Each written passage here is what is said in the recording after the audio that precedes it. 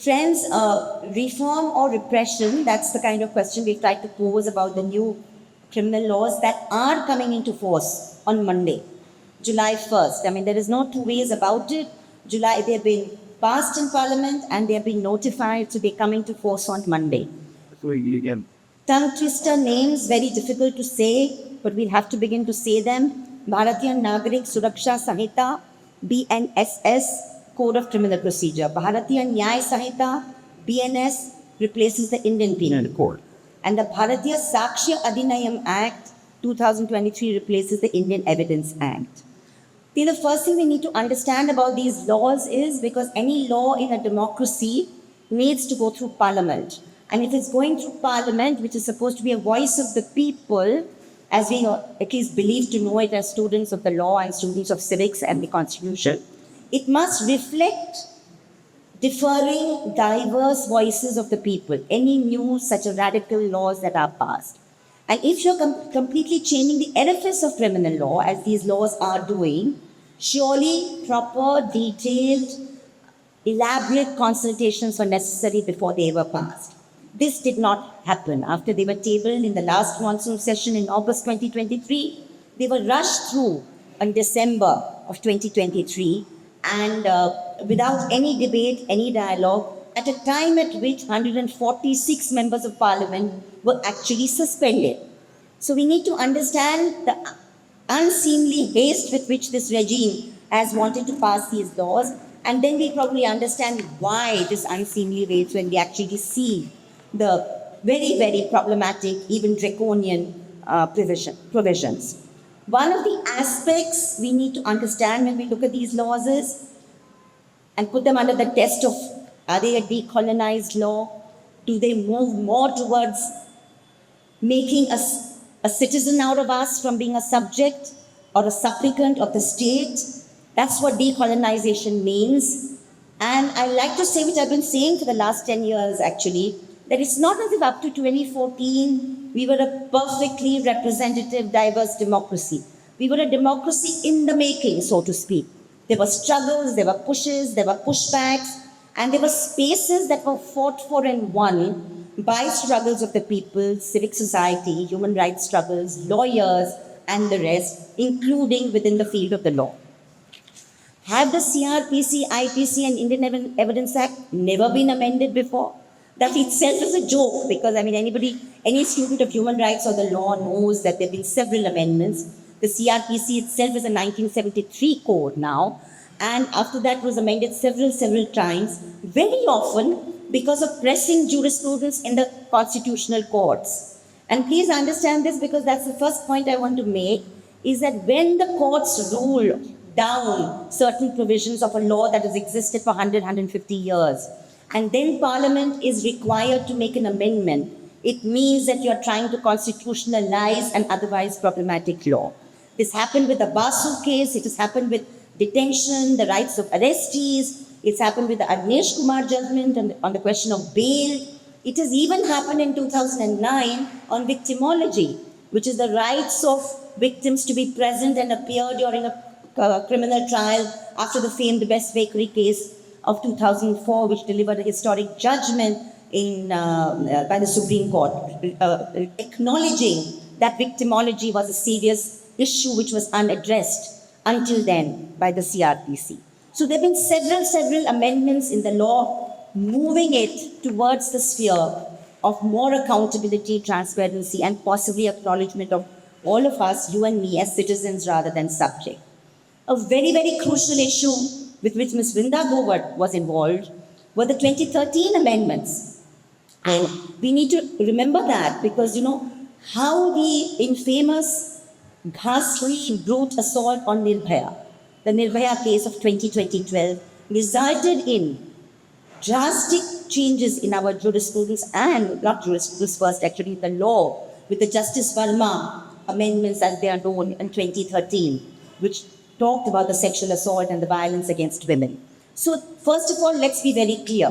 It's not as if the CRPC, IPC, and Evidence Act have not been amended before. Secondly, let's also remember that apart from the unseemly haste, we must understand that the Wire had reported, in fact, in August last year, that there was a committee set up. There was a committee set up in 2020, if I'm not mistaken, and this committee functioned in great secrecy. And right to information activists, I think including Venkatesh Nayak and others, kept trying to get more information from the MHA and others about this committee, which information was refused. And who were the members of this committee? The members of this committee were the Vice Chancellor of the Delhi University, I believe his name is Professor Srinivas Rao, the Registrar, and the member and convener. And those who were unofficially involved, the wire quoted, were none less than the Solicitor General Tushar Mehta and the ASG S.V. Raju. So we have to understand the context in which this kind of law has been framed and brought before us, because the manner in which it has been pushed through, I think, forces us or compels us to remember the context and the chronology, as the Home Minister is fond of saying. I would argue that by, in fact, handing over arbitrary powers to the police and the administration, powers that were with great difficulty, read down and handed over the years, what this government has done, and it's an autocratic government, let's not make a mistake about it. It's an autocratic government that actually believes in the conversion of the Indian state into a theocratic autocracy. What it has done is deconstitutionalize our laws. I have a much more battered copy of the Constitution than Mr. Rahul Gandhi carries, but I do carry it around with me all the time. And if you read these new laws and these amendments, in consonance with Article 14, Article 19, and Article 21 of the Constitution, and even Article 22, which is to do with preventive detention, you realize that these new laws, which are supposed to be decolonized, in fact violate seminally all these constitutional provisions. So quickly, I will just go through some of that by saying that, therefore, the intent behind the laws is to actually make us more of supplicants before a autocratic, theocratic state, so that any dissenting voice that questions, even though we may have rights under a constitution which these laws do not recognize, to dissent, to protest, to speak, will actually be overruled by these draconian criminal laws. So you have, in fact, a very, very contrary state of affairs. I would argue also that these laws are not just have they to go in for a constitutional test, but in fact, these laws have mocked the Indian Constitution. They are a mockery of the Indian Constitution, and they mock the sovereignty granted by the preamble to the Constitution, and they mock the constitutional provisions contained in Chapter 3, which is the fundamental rights of the Indian Constitution. And that makes them very, very dangerous. We have here Vijay and Vrinda, who are really experts on criminal law, and also are amazing human rights advocates of the kind that we do not see very often in the way they stretch themselves out in the field that they're involved in. So I will not go into the technical definitions of these sections, but I will flag how Article 14 is seriously impaired and affected and violated by the reintroduction of what is known as Sedition Plus, as Professor Mohan Gopal put it in the Delhi exposition where Vrinda was also present, the unlawful activity section, the terrorism section, and the in the Supreme Court in May 2022, I think, on affidavit, the Union government committed itself to saying, in the words of the Prime Minister then, who's also the Prime Minister now, much to our misfortune, that they will actually get rid of the provision of sedition, but it has been very, very not so cleverly reintroduced in Section 152 with actually very far-reaching definitions of vague terminology of subversive activities, which can be interpreted in a very arbitrary manner, leading to unequal treatment under the law, and booking of legitimate democratic acts as acts of terrorism. Mm-hmm. There's also a provision in the new laws, BNS, that criminalizes resisting, refusing, ignoring, or disregarding any direction by a police officer, Section 172. If we come to Article 19 of the Constitution, which is freedom of the Speech, expression, the freedom to mobilize, peacefully assemble, the freedom to associate and form unions. All of these, of course, they have been also diluted before by amendments of the Constitution, unfortunately, but they are seriously, seriously impacted by the new laws. Apart from Section 152, you have the sections on crime of organized crimes and petty organized crimes, which have now brought in extremely draconian provisions, which I'm sure our esteemed experts will speak about. Section 226 of the BNS actually talks about and this I think is very important for some of us who go on hunger fast, because we use that as a powerful form of protest, and I just imagine what would happen to poor Gandhiji if he was protesting now because of the number of hunger fasts he undertook. That Article 226 talks about the act of fasting as an expression of dissent, which we know it as an expression of dissent, has been categorized as, quote unquote, an attempt to commit suicide with the intent to compel or restrain any public servant from discharging his official duties. So when we protest something under an hunger fast, we can actually be penalized for that under this new law. Article 21, Brinda has spoken about it brilliantly a couple of times in Delhi, so I would much prefer that we hear it from here. But I think just the question of what the right to life has been expanded by jurisprudence over the years, whether it's the Puttaswamy judgment, the right to legal aid, so many issues have been brought in, the right of refugees, the right of displaced persons, so many issues have come under Article 21, and much of these see to be diluted under this new law. There is also a provision which I think technically there is some debate going on even among human rights experts, but on the question of arbitrary extension of police custody from 15 days to a much longer period, the whole question about whether you can have bail provisions are so easily got, whether anticipatory bail can be easily got. These are some of the things that I would really request our experts to delve into, because they actually concern each one of us who've been at odds with an increasingly weaponized administration. Finally, and I think this also concerns many of us who are into feminist legal practice, that the manner in which this BNS, I mean, if you remember, the Delhi High Court had actually read down Article 377. And then, of course, it went up to the Supreme Court, and then after one huge glitch, the Supreme Court again upheld the reading down of Article 377, which is decriminalizing same-sex association.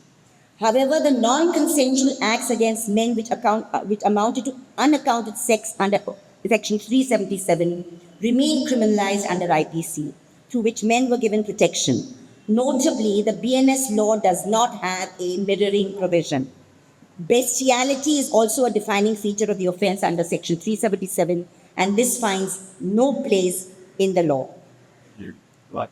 Adultery, in one form or the other, has been reintroduced, and the new definition is sexual intercourse or whenever a partner is enticed away from a marital relationship that has been defined as adultery. Death penalty has been retained in many cases. So in conclusion, I would just sum up 8 or 10 ways in which these, in simple layperson's language, what the chilling features of the new criminal code is. The criminalization of legitimate, lawful, non-violent, democratic speech or actions, which could be defined as terrorism. The broadening of the offense of sedition in a new and more vicious avatar, what could be called sedition plus. The expansion of the potential for selective persecution, targeted politically motivated prosecution, and ideological political opponents. The criminalization of a common mode of political protest against government through fasting. Encouraging the use of force against any assembly of persons, again against Article 19, 1 and 2 of the Constitution. Exponentially enhancing the police Raj by criminalizing, resisting, refusing, ignoring to conform any direction given by a police officer. Handcuffing has been reintroduced, which is hugely problematic. It took a huge battle across decades. I think Justice Krishna was the first one to have this powerful judgment against it. And yet we can see police officers itching to use handcuffs all the time. And that is why what Dolphy referred to, police officers from even cities like Mangalore really welcoming the new laws, because I think it's really dream laws as far as they're concerned. Making the recording of FIR discretionary. Now, everybody knows who's working in the area of human rights, how difficult it is to register legitimate FIRs. And now this has been made even more, this has been legitimized essentially. Compelling all persons, even those not accused of any crime, to provide biometrics. Now, this is again a very problematic. Anybody can be asked to provide biometrics, which means we are increasing the possibility of surveillance and shielding. And this I say with responsibility, actually shielding Sangh Parivar activists, because while 151A, B, C have been retained, and those are the only provisions, Vrinda, we use against hate speech, because in the absence of everything else. But 153AA, which was introduced but not notified, I believe, which actually was a movement towards penalizing crowds or mobs or processions that are armed, that has been dropped in the new laws. So we know as of today which are the processions and mobs even that go into armed processions in the name of a politicized religion or faith. So it's likely that they will get, and they enjoy complete immunity under this law. There's nothing to penalize them. So the broader definition of offenses, the vague definition of offenses, and the handing back of certain hard fought for provisions through human rights movements, jurisprudence, legal movements, etc., have been reintroduced in the name of decolonization. This is not decolonization. This is the laws that an aspiring Hindu Rashtra would like to bring for its subjects to make them supplicant ideologically and not in fact speak on the basis of the constitution. They actually militate against participative democracy and the democratic fabric of this nation. More than anything else, and I repeat this because I think this has to be part of our campaign, they are a mockery of the Indian Constitution. They are a mockery of the fundamental rights section of the Indian Constitution, because we've not yet managed to completely constitutionalize all our criminal laws. And in the middle of that process now, you have a whole set of new laws which actually take us far, far backwards. I'll stop here because far more eminent experts will be able to put it even better. But I really want to thank Vrinda and Vijay for being with us today. And for all of you in the audience, because please let's really make this, for whatever it's worth, into an ongoing campaign. It cannot be just one meeting. It cannot be just one set of letter petitions. We just have to keep on protesting in the hope that if nothing else, the courts will intervene. Thank you very, very much.